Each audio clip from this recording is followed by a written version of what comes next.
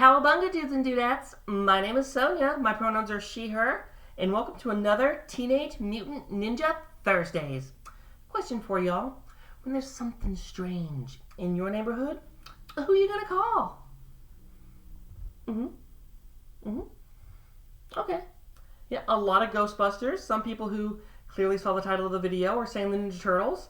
The fact that I can hear any of your answers is really freaky to me, but regardless, yes, Ghostbusters is usually the answer, but here on Teenage Mutant Ninja Thursdays, the answer is, of course, the Mean Green Teen Team, the Teenage Mutant Ninja Turtles, in this really cool line from Playmates, circa 2017.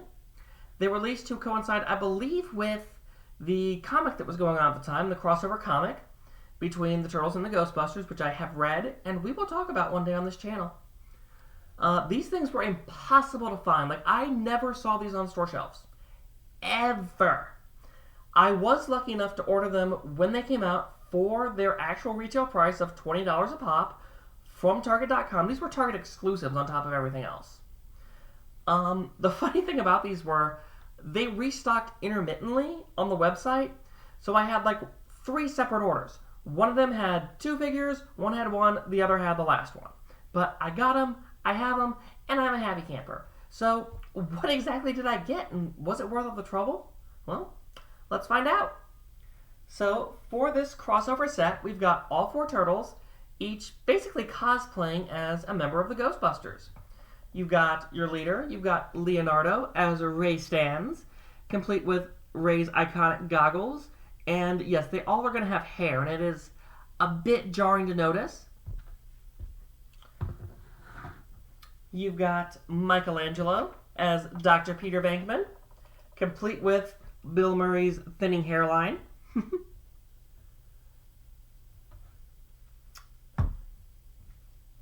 there.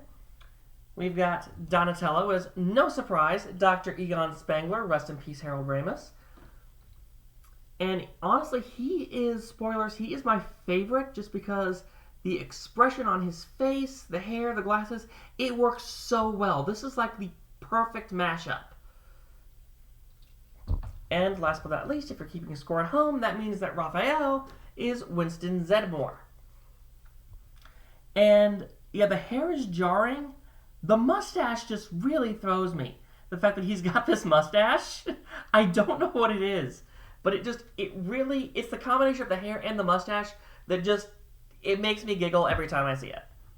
So, the Turtles look great. They absolutely do. Like, they've all got, like, identical jumpsuits, Ghostbusters jumpsuits. They've got the No Ghost logo, and they've got their wristbands, or I guess their bicep bands, I guess? Whatever. They've got their color-coded bicep bands, we're going to call them, on there. They've all got nameplates, which you can't see because of my potato quality camera, which I hope to get fixed very shortly. But they, instead of having the name of the Ghostbuster they're cosplaying, it is their name, just abbreviated. So you've got Don, Leo, Mike, and Ref. Mike, not Mikey. Weird. 4 character limits. They don't come with the proton pack strapped on, and these things are a butt and a half to get on. But what's cool is they each come with a ghost trap, which can pop out and slide right back in. And the ghost traps are probably the most colorful accessory, with the sticker that has the little caution symbol on it.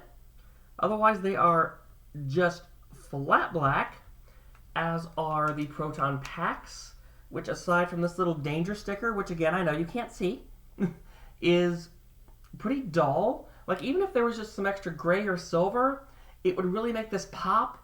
Though granted, if you display them, you're really not going to see the packs that much.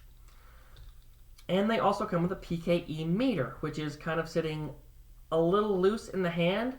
Probably because I had to use a hairdryer just to get these stupid wands in their hand. Because it is like trying to thread a needle with like a bolt. It is so difficult. But a little heat from the hairdryer loosens them right up. Thank you, NECA Figures, for teaching me that.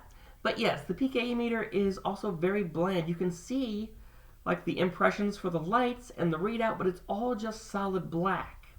Which on one hand, it's kind of a nice little throwback, I guess, to the way these figures used to be, where they were all monochrome accessories, but I kind of want a little bit more for my buck, especially when I'm paying $20 a pop for these.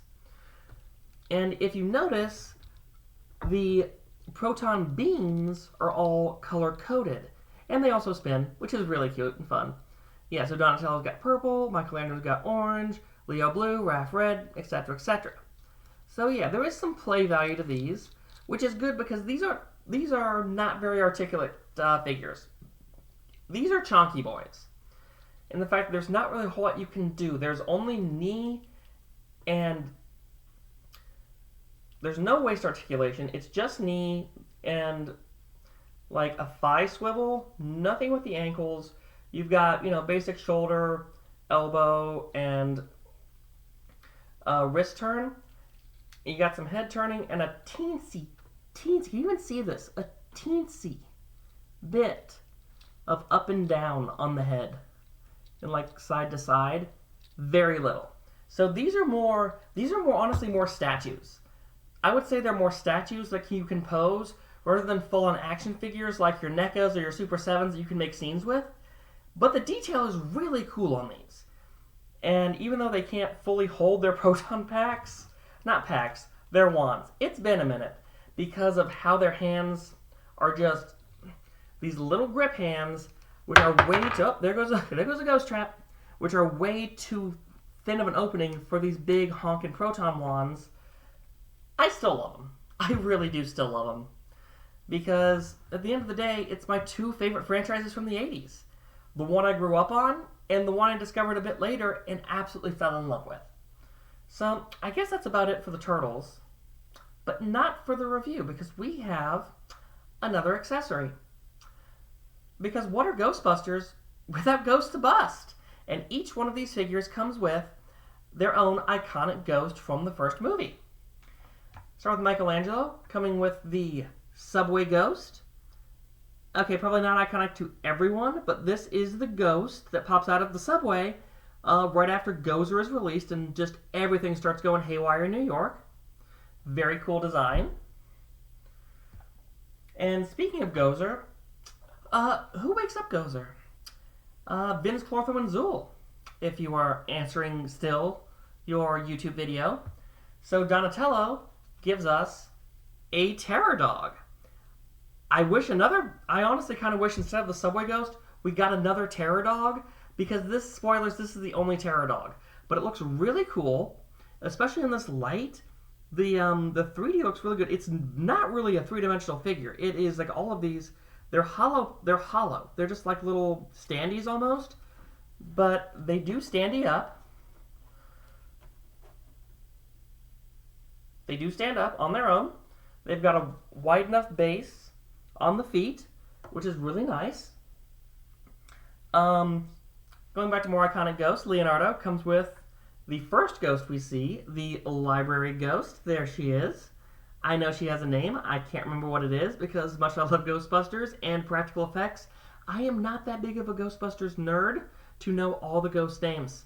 She might just be the library ghost, but I'm sure in some tie-in media she actually has a name. And last but not least, certainly not least, is the provider of Ecto Cooler himself, Raphael, comes with Slimer. Yeah, Slimer!